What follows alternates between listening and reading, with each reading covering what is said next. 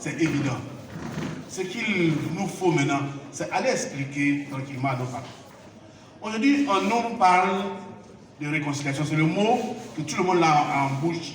Tant qu'il n'y a pas telle personne, on ne se réconciliera pas. Et tant qu'on ne se réconciliera pas, il peut y avoir la guerre. Il dit en cas de plus sérieux, il faut qu'on explique aussi à nos parents. Qu'est-ce qui s'est passé? Est-ce qu'il y a eu un meilleur exemple de réconciliation que ce qui s'est passé dans ce pays entre M. Ouattara et M. Bédié? Depuis quand a-t-on vu quelqu'un qui a été victime d'un coup d'État revenir à son pays, dans son pays et co-diriger le pays avec le président qui est là? C'est ce qui s'est passé. Ailleurs, quand il y a un coup d'État, la victime, soit elle meurt, ou elle est en prison, ou elle est dans un village quelque part.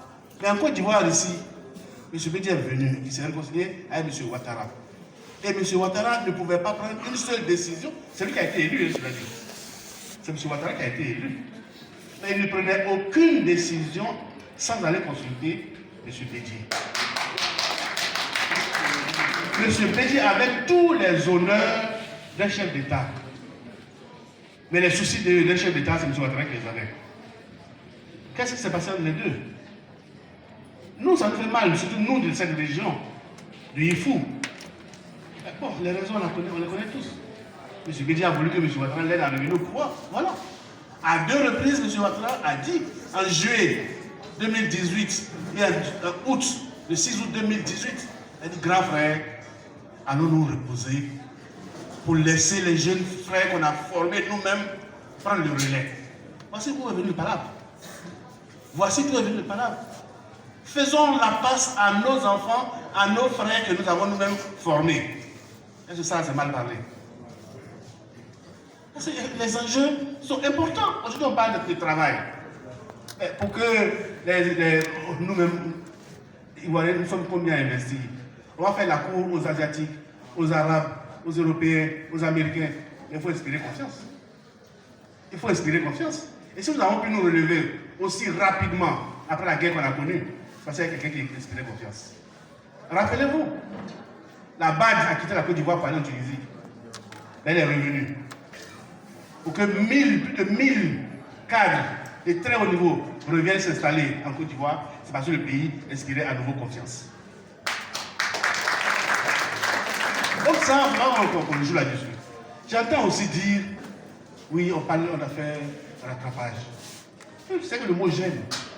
Mais quand on parle de rattrapage, souvenons-nous aussi, les mercredis de Bédié.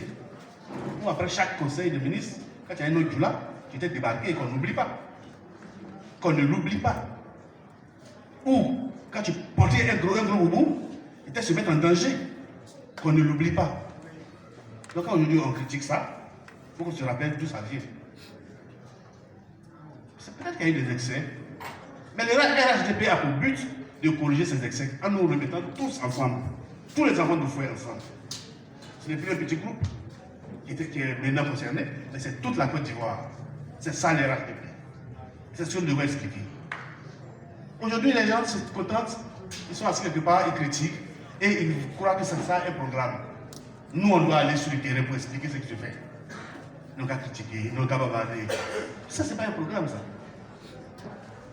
Il y a des gens qui ont applaudi ici pour qu'on mette M. Gbagbo là-bas. Ils ont dit, ouais, si Gbagbo ne rentre pas, et il aura la guerre. Et pourquoi il aura la guerre? Pourquoi il aura la guerre? Donc, chers amis, chers frères, soyons sereins. Nous-mêmes, nous voyons le travail qui est fait.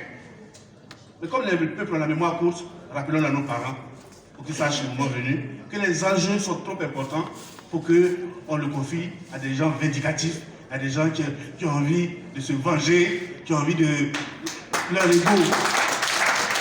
On n'oublie pas le Burkina Faso, le Mali, le Niger, même le Nigeria, qui est le pays le plus puissant de la région. Il n'y a pas un jour où on ne massacre pas les gens là-bas. On n'oublie pas ça. Chaque jour qui passe, on tue les gens par dizaines au Mali, au Burkina, au Niger, au Nigeria. Nous sommes en danger.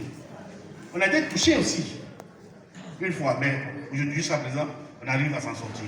Parce qu'il y a des professionnels qui sont à la tête de notre pays. Ce n'est pas un hasard. Hein. Ne croyez pas que les djihadistes, ils nous aiment. Non. Tous les jours, on déjoue les coups ici. Donc on pense à tout cela. On pense à tout cela. C'est vrai, on aime notre papa. On l'aime. Mais regardons l'avenir de nos enfants et confions notre pays à des gens qui ont des bras plus solides. Merci.